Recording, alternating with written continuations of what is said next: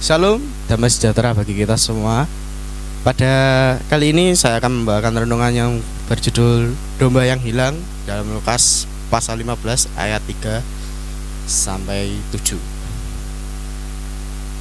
Dalam Lukas pasal 15 ayat 3 sampai 7, lalu ia mengatakan perumpamaan ini kepada mereka, siapakah di antara kamu yang mempunyai 100 ekor domba, dan jikalau ia kehilangan seekor di antaranya, tidak meninggalkan yang 99 ekor di padang gurun dan pergi mencari yang sesat itu sampai ia menemukannya. Dan kalau ia telah menemukannya, ia meletakkannya di atas bahunya dengan gembira.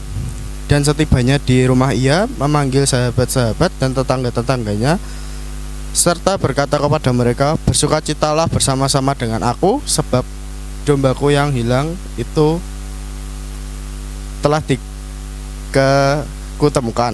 Aku berkata kepadamu, demikian juga akan ada sukacita di sorga karena satu orang berdosa yang bertobat, lebih daripada sukacita karena 99 orang benar tidak memerlukan pertobatan.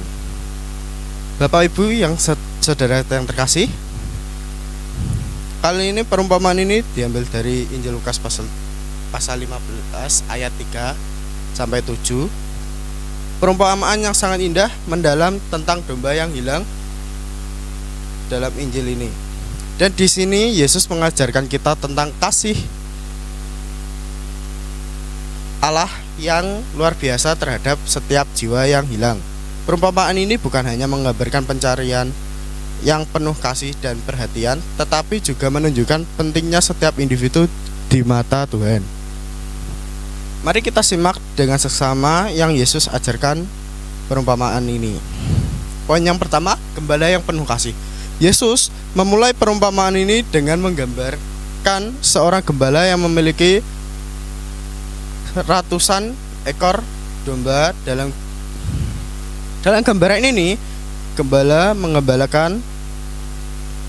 melambangkan Allah itu sendiri yang penuh kasih dan perhatian terhadap setiap individu. Dalam kehidupan kita, bisa saja kita merasa seperti domba yang hilang, merasa terabaikan atau tersesat dalam dosa. Tetapi dalam perumpamaan ini Yesus mengingatkan kita bahwa tidak ada satupun dari kita yang terlupakan oleh Allah. Gembala ini meskipun memiliki ratusan ekor domba, tidak membiarkan satu domba yang hilang. Begitu juga ia rela meninggalkan yang lainnya untuk mencari yang hilang. Ini adalah gambaran dari kasih Allah yang tidak membiarkan kita terhilang tanpa berusaha menemui kita kembali. Betapa besar kasih Allah, tidak peduli seberapa kecil atau tak bernilainya kita merasa. Tuhan selalu mencari dan menginginkan kita untuk kembali kepadanya. Terus poin yang kedua, pencarian tak kenal lelah. Pencarian gembala ini bukan pencarian penuh ketekunan dan kesungguhan. Ia pergi meninggalkan 99 domba yang lainnya yang sudah aman di padang gurun dan mencari yang satu yang hilang sampai ia menemukannya. Ini menunjukkan bahwa Allah tidak pernah lelah untuk mencari kita yang terhilang. Kasih-Nya tidak mengenal batas. Bahkan ketika kita tersesat dalam dosa, Allah dengan sabar dan penuh belas kasihan terus mencari kita.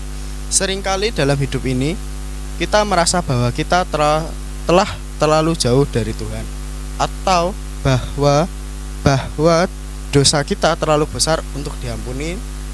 Namun perumpamaan ini mengingatkan kita bahwa Allah terus mencari kita dengan penuh kasih sampai kita kembali ke pelukannya. Jadi di poin yang kedua ini kita tersadarkan bahwa kasih Allah tidak pantang batas, dan kalau kita berbuat dosa, Allah selalu mengampuninya dengan penuh kasih. Untuk poin yang ketiga, sukacita yang meluap. Setelah menemukan domba yang hilang, gembala itu dengan sukacita meletakkan domba itu di atas bahunya dan membawa pulang. Ia kemudian mengundang sahabat-sahabat dan tetangganya untuk merayakan penemuan domba yang hilang. Ini adalah gambaran dari sukacita surgawi yang meluap ketika satu orang berdosa bertobat. Ada kegembiraan yang sangat besar di surga setiap kali seseorang yang terhilang kembali kepada Tuhan. Gembala ini tidak marah ataupun menghukum domba yang hilang, tetapi ia merasa gembira karena domba itu kembali. Demikian juga Allah yang tidak ingin menghukum kita, tetapi dia ingin kita datang kembali kepadanya untuk menerima pengampunan dan hidup yang baru. Setiap kali kita pendosa bertobat, pada kegembiraan besar di surga lebih besar dari 99 orang benar yang tidak perlu bertobat. Kasih Allah tidak hanya luas tetapi juga penuh sukacita ketika kita kembali kepadanya. Jadi untuk poin yang ketiga ini, perumpamaannya ialah satu orang yang bertobat atas dosa-dosanya lebih besar dan lebih sukacita kegembiraan di surga daripada orang-orang yang benar yang tidak perlu bertobat. Untuk poin yang keempat, panggilan untuk bertobat. Perumpamaan ini mengajak kita untuk merenungkan posisi kita di hadapan Allah. Apakah kita sudah dekat dengan Tuhan, ataukah kita merasa jauh dan terpisah darinya? Jika merasa seperti domba yang hilang, jangan takut atau malu untuk kembali kepada Tuhan. Allah menunggu kita dengan penuh kasih dan kesabaran. Tuhan memanggil kita untuk bertobat, untuk kembali kepadanya dengan hati yang penuh penyesalan dan keinginan untuk diperbarui. Mungkin ada di antara kita yang merasa terperosok dalam dosa, tetapi ingatlah bahwa Tuhan selalu siap menerima kita kembali dengan tangan terbuka. Di sini kita bertobat untuk kembali kepada Tuhan. Jangan takut untuk bertobat karena Tuhan selalu membuka lapang tangannya kepada kita yang berdosa dan mau bertobat kepada Tuhan.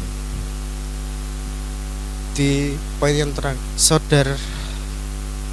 saudara-saudara yang terkasih, perumpamaan tentang domba yang hilang adalah pengingat yang kuat tentang kasih Allah yang tak terbatas terhadap kita. Tidak ada seorang pun yang terlalu jauh dan dari kasihnya. Kita mungkin pernah tersesat, tetapi Allah selalu mencari kita. Ketika kita bertobat dan kembali kepadanya, ada sukacita yang luar biasa di surga. Ya, sekian dari firman atau renungan kali ini.